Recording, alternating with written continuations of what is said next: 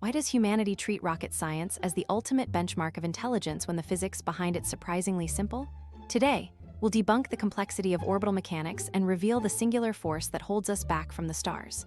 Rocket science is fundamentally governed by Newton's third law. For every action, there's an equal and opposite reaction. Contrary to intuition, rockets don't push against the ground or air, they shove mass out the back to gain forward momentum. This is why engines work in the vacuum of space. But if the physics is elementary, why is it notoriously difficult? The challenge isn't the theory, but the engineering. You must carry your own fuel, which adds weight, requiring even more fuel to lift that weight.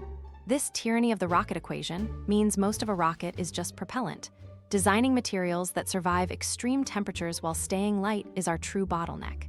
Yet, even with these limits, we've sent probes to the edge of the solar system. Rocket science isn't about magic, it's about managing the brutal efficiency of energy.